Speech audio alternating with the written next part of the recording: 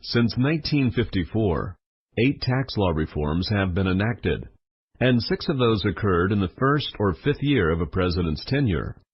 2017 is the first year of a new presidential administration, so here's an overview of the reforms that could be headed our way in 2017.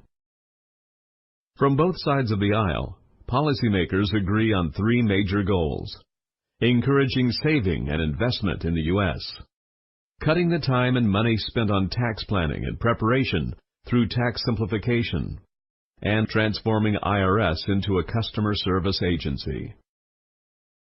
Although we don't know exactly what the next presidential administration will do, both parties have published policy papers outlining reforms that would affect individuals.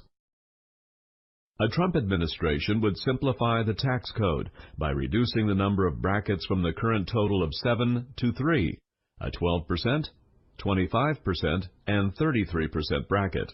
This aligns with the House Republican plan. The Republican-controlled House Ways and Means Committee has proposed a postcard-sized tax form for families.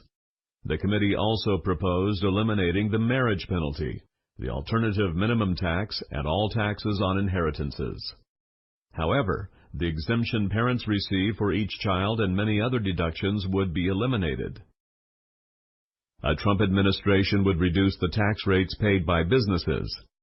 Businesses would be allowed to write off capital investments immediately in 1 year instead of depreciating them over many years. Corporate tax rates would be reduced to 15%. The Republicans would also give U.S. businesses a one-time 10% tax cut on income earned in other countries and repatriated back home. A Clinton administration would add a new bracket for top earners. Top earners would be hit by a 4% surcharge on adjusted gross income, AGI, of more than $5 million.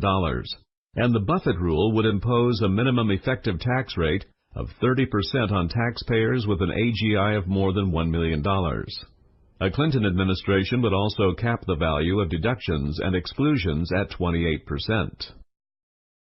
Another reform proposed by Mrs. Clinton is a new capital gains tax rate schedule that decreases tax rates on long-term capital gains to encourage long-term investing by individuals and which would help retirees.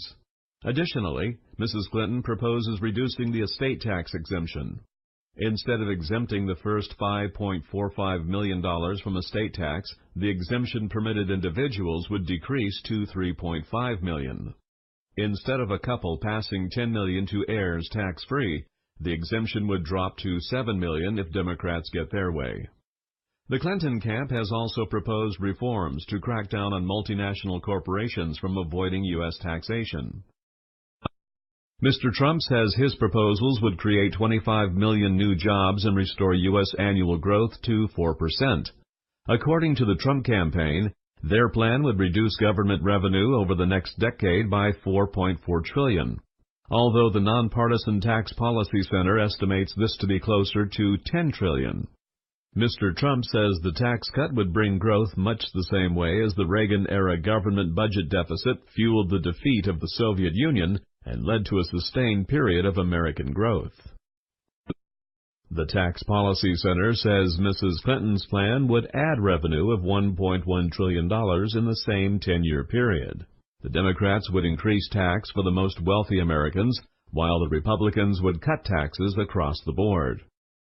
Both candidates agree on a number of proposals that would encourage greater investment in the U.S. economy. We'll keep you apprised of proposed tax reforms from both sides for financial planning purposes.